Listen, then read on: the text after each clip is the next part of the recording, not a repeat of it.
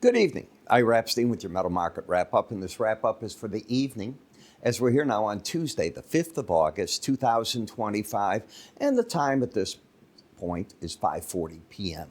So as you can see, the stock market mixed day. I'm pretty proud of the call that I made. I warned traders that I thought today would be a down day in most of the stock indices for most of the day, and that's because a big up on Monday often results in that.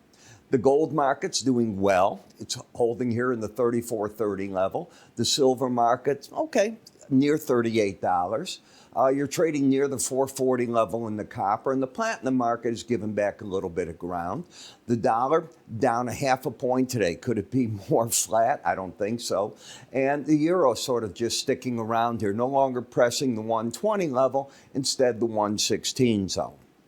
When we look at the energy markets, no longer are you talking $70 Brent, you're instead talking $67.50, $68 in the market, and crude is staying about $2.50 behind that. 5-year notes, 10-year notes, 30, they're all just sort of drifting right now, one side or the other. So, what about news for tomorrow? So let's go to that if we could right now. And in the news, you're going to get the Mortgage Bankers Association. We've seen mortgage rates fall. I think a 30-year traditional mortgage is around 6.57 right now. So we'll see if that can slip a little bit and help the numbers there further. EIA Petroleum stocks, this is what they're looking for, and that report comes out at 9:30 in the morning. So that's where we're at. Now, the biggest thing I can tell traders, the month of August is where a lot of people finally take their vacations. In Europe, traditionally, if you go there, you'll see some of the key spots aren't even open. People take off for a couple of weeks. In America, if you haven't taken your vacation already, this is about when you do it, because everybody gets ready for the grind that begins in September and carries you right into the holidays at the end of the year and New Year's. So this is where right now you get this fudging. And the stock market traditionally has shown that it's not the best month for trading in the market. That doesn't mean you don't trade, just expect that you don't get duration. It's more whipsaws back and forth. So let's go to the metal market and see if anything's happening here.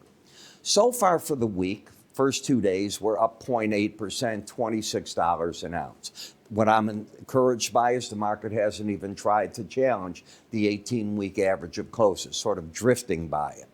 When we take a look at the action here, the market's defined what it is. You have your high of a trading range and the low.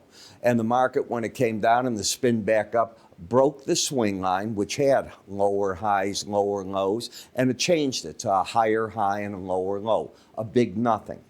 Where's the market been fighting a battle? The 18-day average of closes so far. Out of the past 4 days, I'll include today as a day so far, 3 of the 4 have hit the 18-day average, so that's not unexpected. The Bollinger Bands, you can see what the parameters are. So if you get a rally, $50 higher, you have the resistance of the upper band, lower, $33.37, almost $90, $95 lower or so, that's the support.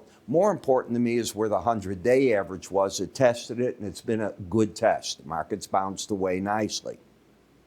Momentum back up on this slow stochastic. Bias up as the market's over there. What I don't like is the setup for a buy or a sell just yet. If you were to buy this market at 34.1260 and wanted to put a stop under the most recent low, that'd be back at 33.19. I don't think you need to risk nearly 90 some odd dollars an ounce. You can do better than that, and that's why I think you're seeing the market just sort of drifting right here. The gold-silver ratio, I've moved to December, and you can see gold is still up over the 18-day average of closes, so it's a bit stronger.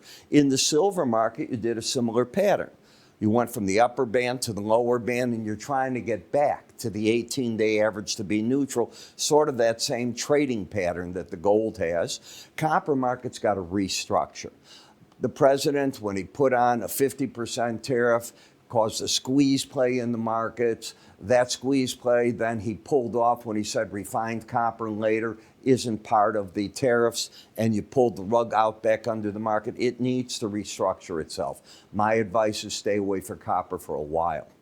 In the platinum market, you have a pattern of lower highs, lower lows, a downtrend that is already oversold. I think the market will be hard-pressed to stay under the lower Bollinger Band. We'll see if that is the case. And in the dollar, it's proven that on this rally, you have a problem at the 100-day average in the Bollinger Band. Now, should this market take out the lows of Monday and then close under 98.16, I could get an all-out sell signal in the dollar saying that this rally ended temporarily. It doesn't mean you're necessarily going back under these lows, but it would give the market a problem. Until that happens, the bulls have control. You still have the higher highs, the higher lows. You're over that average, but it's fighting momentum, which is pointing downward at this time. So you put it all together, you need to come up with a game plan. I'm going to be putting out a special report probably tomorrow, one on the futures, and I may do one also on Thursday, one on stocks. We'll see where we come in with all that. All you need to do, go to our free offers, sign up for anything you want, get yourself into our mail list, and then when I put out the free offer, the special report, you'll have notice of it. You'll have notice of it here as well, but now you'll be able to get our charting software to keep up with what's going on, the market letters we put out. I think it might be of interest to you. I'm Ira Epstein. Have a great evening. Watch us in the other videos, or watch me, that is, and I'll catch up with you in the morning as well. Take care.